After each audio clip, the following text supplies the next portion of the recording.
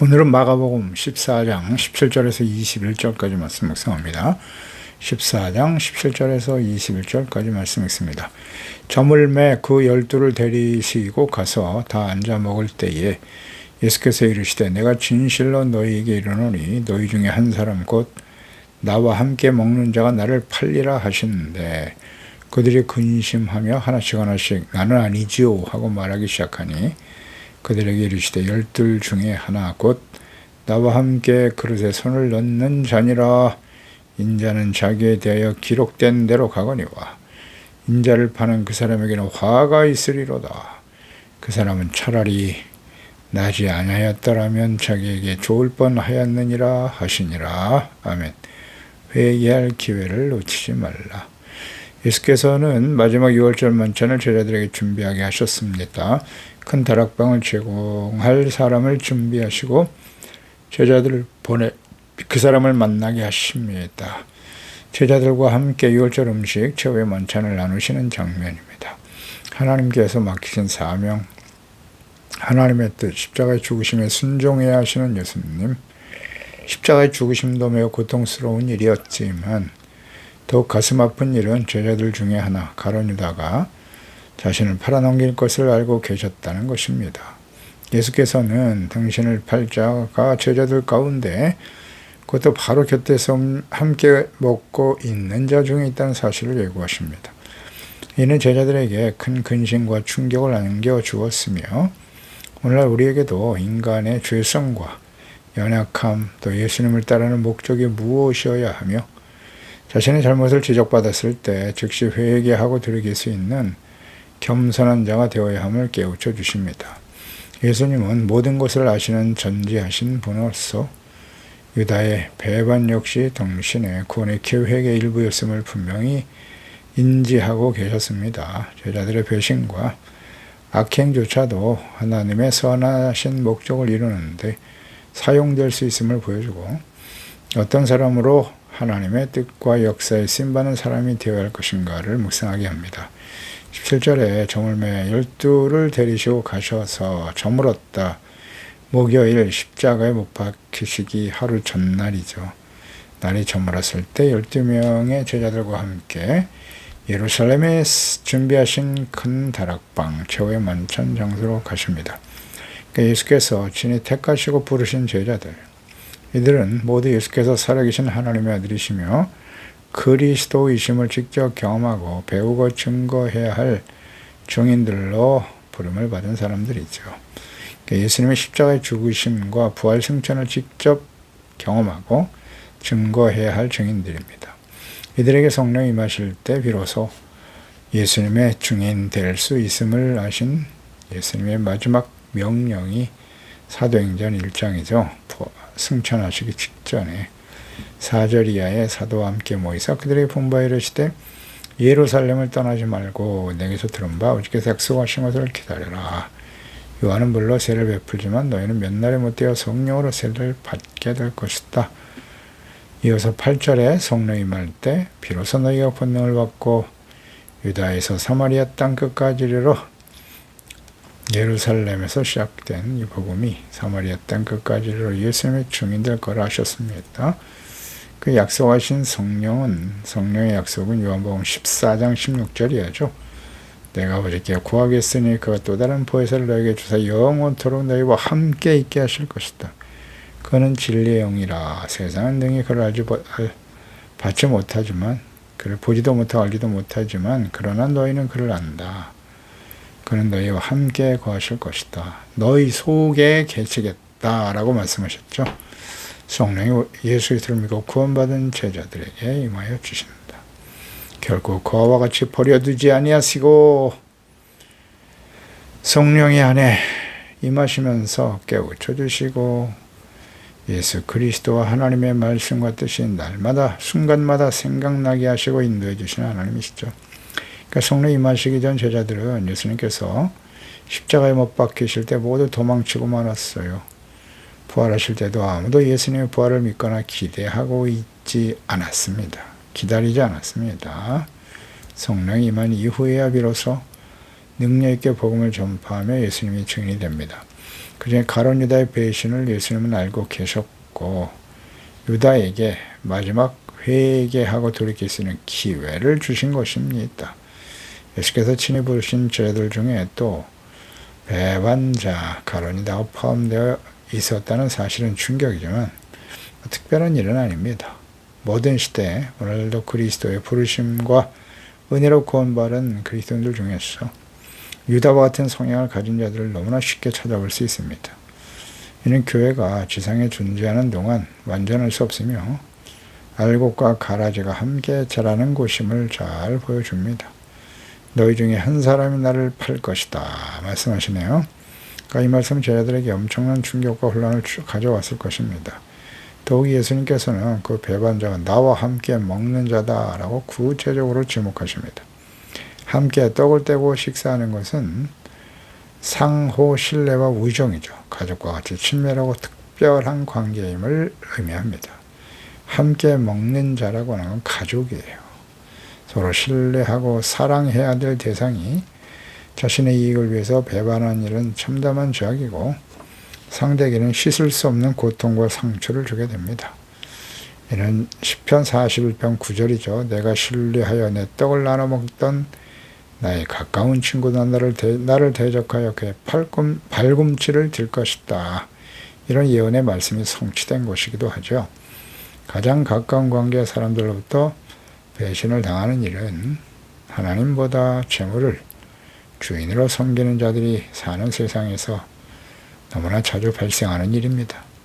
성령으로 거듭나지 못하고 충만하지 못한 상태의 제자들, 교인들에게서는 얼마든지 일어날 수 있는 일입니다. 이단들, 부패한 거짓 목사들 모두 처음은 예수님을 믿고 구원의 은혜를 받아 주님을 섬겼던 자들이 대부분이에요. 19절에 그들이 근심하며 하나씩 나는 아니지요 하고 말하기 시작했다 그랬어요. 나는 아니지요. 헬라어의 메티에고 강한 부정을 담은 질문이죠. 이들의 반응 속에서 우리는 두 가지를 보게 되는데요. 하나는 자신들의 연약함에 대한 무지입니다. 자신들이 예수님을 부인하고 도망칠 것이다 라는 사실에 대한 무지. 그들은 자신만은 결코 주님을 배반하지 않을 것이다라고 확신하고 있었어요. 베드로는 남은 다 부인해도 나는 죽을지언정 주님을 부인하지 않겠습니다. 이 말을 들었던 제자들 역시도 예, 저희도 마찬가지입니다 라고 말했었죠. 그러나 불과 몇 시간 뒤 그들은 예수님을 버리고 도망쳤고 베드로는 예수님을 3번이나 맹세하며 부인하기도 했던 것이죠. 둘째는 자신들에 대한 불신과 염려예요. 설마 내가 그런 사람이 되진 않겠지? 한편으로는 서로를 의심하기보다는 먼저 그게 혹시 나입니까? 라고 물으면서 자신의 마음을 살핀 것입니다. 이는 하나님의 은혜가 아니면 언제든지 예수님을 부인할 수 있는 연약한 존재임을 인정하고 스스로를 과신하지 말며 항상 깨어 근신해야 한다는 것입니다. 제자들이 유다를 전혀 의심하지 않고 있었습니다. 유다는 그의 위선을 완벽하게 숨기고 있었습니다. 이는 악이 얼마나 교묘하게 우리 주변에 혹은 우리의 내면에 존재할 수 있는지를 잘 보여줍니다. 나는 아닐 것이다 라고 하는 질문은 자신들의 결백을 주장하는 것이지만 다른 한편으로는 예수님의 말씀 앞에서 자신의 마음조차 확신할 수 없는 인간의 불안한 실존을 잘 보여줍니다. 20절에 그들에게 이르시되 12 중에 하나 곧 나와 함께 그릇에 손을 넣는 자니라 구체적으로 지목하시네요. 배반할 자가 누군지 구체적으로 말씀하십니다. 그러니까 6월절 식사 때 사람들은 공동 그릇에 담긴 소스, 하로셋이라고 하는 소스에 빵을 찍어 먹었습니다. 이런 행위는 18절에서 언급된 함께 먹는 자의 의미를 더욱더 강조하며 배반의 비정함과 또 악랄함을 보여줍니다. 바로 그 친밀함의 관계 속에서 배반이 이루어지고 있었습니다. 그럼에도 예수님은 유다의 이름을 직접 거명하지 않으심으로써 마지막 순간까지 그에게 회개할 기회를 주고 계심을 알 수 있습니다. 예수님께서 하시는 말씀을 들은 가룟 유다는 그 말씀이 자신을 향해서 하시는 말씀인 것을 몰랐을까요? 유다도 알았을 것이고 양심이 찔리기도 했을 것입니다. 이미 그런 마음을 먹고 있었으니까. 이것이 약한 자들의 특성인데요. 자신들의 죄를 지적받았을 때 회개하기보다는 더욱 마음이 완악해진다는 것입니다. 요한복음 3장 18절에 예수께서 하신 말씀이죠. 그를 믿는 자는 심판을 받지 아니하는 것이고 믿지 아니하는 자는 하나님의 독생자 이름을 믿지 아니함으로 벌써 심판을 받은 것이다. 그 정죄는 이것인데 곧 빛이 세상에 왔을 때 사람들이 자기 행위가 악함으로 빛보다 어둠을 더 사랑한 것이다.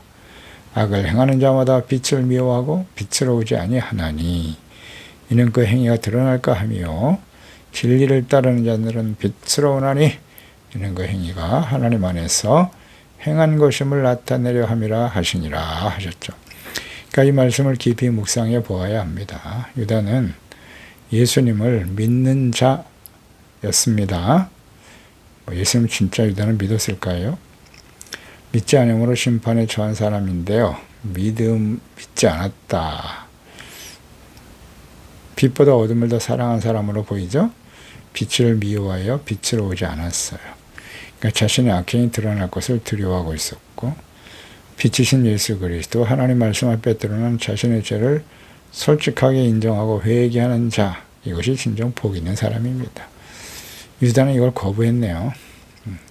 마태복음 5장 3절 이하의 팔복이잖아요. 심령이 가난한 사람이 복이 있고 천국이 그들에게 주어지는 거예요. 이것은 애통하는 자로 나타나겠죠. 자신의 죄를 깨닫고 회개하고 눈물 흘릴 수 있는 사람, 그 사람이 위로를 받게 될 것이다 라고 말씀하죠. 계시록 3장 19절 이하에 물은 내가 사랑하는 자를 책망하며 징계한다. 마지막 심판이 임박한 때의 교회 모습이잖아요.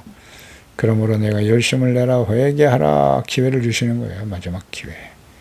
열심을 내고 회개하라고. 볼지어다 내가 문 밖에 서서 두드리노니 누구든지 내 음성을 듣고 문을 열면 내가 그에게로 들어가 그와 더불어 먹고 그는 나와 더불어 먹으리라. 자, 연결해서 묵상을 해보세요. 예수님께서 문 밖에서 두드린다. 무슨 뜻이에요? 하나님의 말씀으로 두드린다는 의미는 뭐예요? 또 마음의 문을 열면 그랬잖아요. 음성을 듣고 열어라. 회개한다는 뜻이에요. 회개하는 것이 문을 여는 겁니다. 자신의 잘못을 인정하고 하나님과 그 말씀 앞에서 말이죠. 겸손히 회개하고 돌이키는 것이 문을 여는 거예요. 그러면 그에게 들어간다. 용서해 주시잖아요. 하나님 아버지께서 우리와 함께 하시고 보좌에 함께 앉은 것과 같이 하리라. 용서해 주시고 의를 회복해 주시고 징계와 책망을 받을 때 우리는 열심을 내고 회개해야 됩니다. 주님께서 함께 그럴 때 주님이 함께 하시는 거예요. 예수 그리스도와 함께 보좌에 앉게 하여 주실 것이라고 하십니다. 어렵지 않죠? 21절에 인자는 자기에 대하여 기록한 대로 가거니와 인자를 파는 그 사람의 화가 있다. 안타깝죠? 가룟 유다에게 지금 기회를 주고 계신데 뻔뻔하게 그냥 위선적인 태도로 말이죠. 회개하고 돌이키지 않잖아요. 이 상황에서 예수님 앞에 말이죠. 제가 바로 그런 마음을 품은 약한 죄인입니다. 그 제자들 앞에 고백했다면 말이죠. 주님께서 자비와 긍휼을 베풀어 주시고 가룟 유다가 아니더라도요. 바리새인들에 의해서 서기관들에 의해서 예수님은 심판받으셨을 것이고 정죄받아서 빌라도에게 넘겨졌을 겁니다. 그들은 지금 기회만 찾고 있었거든요.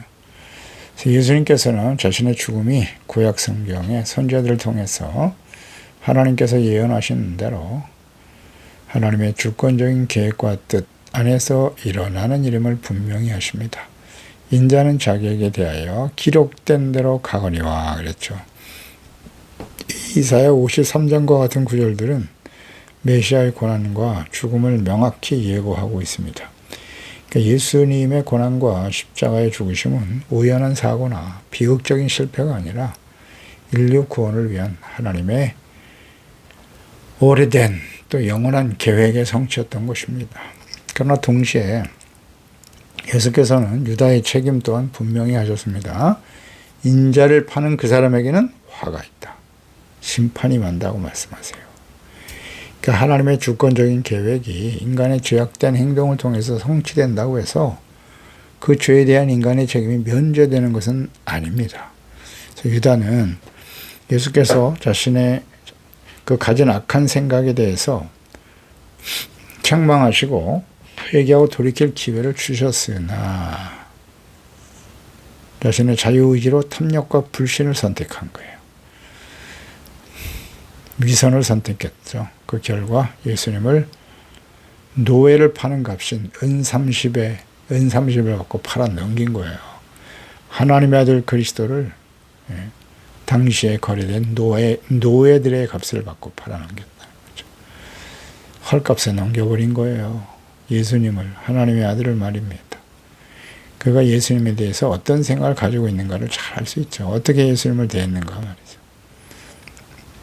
가치 없이 여겼다, 예수님을. 그의 죄는 전적으로 자신의 책임입니다. 그 사람은 차라리 나지 아니하였더라면 자기에게 죽을 뻔하였느니라 라고 예수께서 말씀하십니다. 그러니까 이 말씀 유다가 받게 될 심판이 얼마나 끔찍하고 영원한 것인지를 보여주는 안타까운 주님의 말씀이죠. 회개할 기회를 주셨는데 거부했잖아요. 언제나 그래요. 우리가 예수 그리스도를 믿고 구원받는다는 것은 종교적인 의식이 아니에요. 철저한 회개가 있어야 됩니다. 예수 그리스도의 빛, 하나님의 말씀, 빛 가운데 드러난 죄악의 어둠. 빛이 들어오면 죄가 다 드러나게 되어 있습니다. 진실한 마음으로 회개하고 용서받고 의롭다함을 얻은 사람들이 진정한 하나님의 자녀요 그리스도인들이 아니겠습니까? 이것은 한 번으로 끝날 사건이 아니잖아요. 우리는 구원받아 의롭다함을 얻었다 하지만 여전히 약하고 피약한 세대를 살아가는 동안에 육신의 정욕과 안목의 자랑, 이 세상의 자랑을 쫓아 일어나는 악한 원수막의 유혹과 시험에 늘 부딪히게 되고 여기서 회개하고 돌이켜 용서받고 의를 회복하는 일을 계속해 가야 하는 거예요. 계속되어야 합니다. 언제까지요? 예수님이 오실 때까지 혹은 개인적으로 삶을 마감하고 주님 앞에 서는 그날까지 계속해야 할 일입니다. 그래서 기도해야 되는 거예요. 우리가 다시는 회개하고 용서받을 필요가 없는 완벽한 의입니까? 그렇지 않습니다. 영혼은 지옥의 실제와 죄에 대한 하나님의 공의로운 심판을 엄중하게 경고하고 있는 것입니다.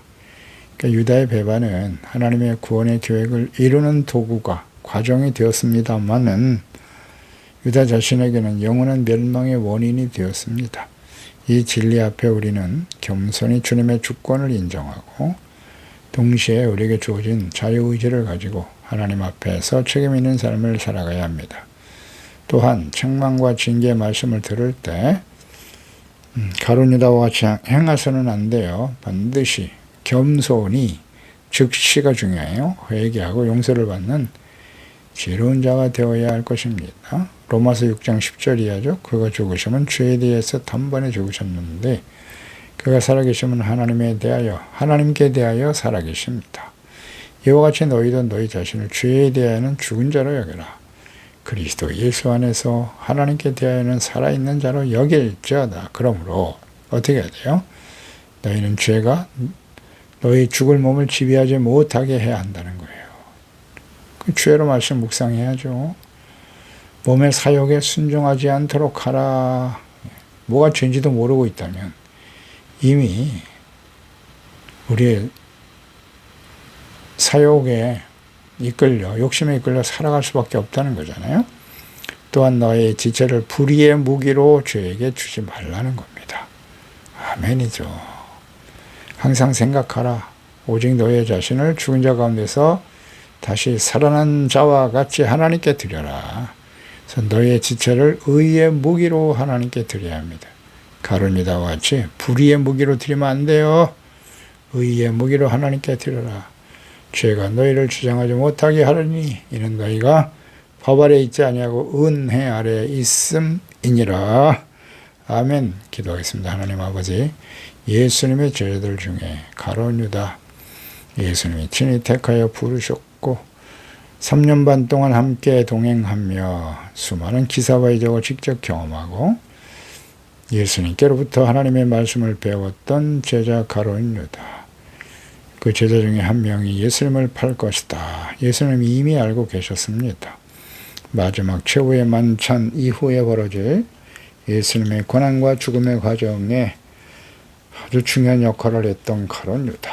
예수님을 배신하고 노예값에 헐값에 예수님을 팔아 넘겼단 말이죠.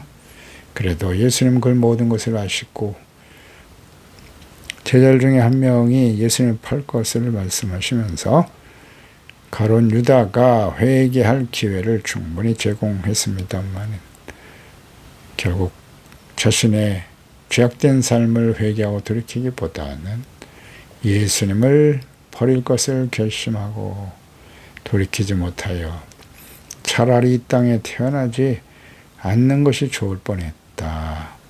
자신의 행동, 죄악된 행동이 예수님의 십자가의 죽으심의 과정에 일조하는 악한 자도 하나님의 때에 하나님의 뜻을 이루어가는 과정으로 쓰임받는 것이기도 하지만 그러나 그 죄에 대한 책임은 본인이 직접 감당해야 된다는 사실이래요. 그래서 우리는 불의의 병기가 아닌 의의 병기로 주님 앞에 드려지는 삶을 살아야겠습니다.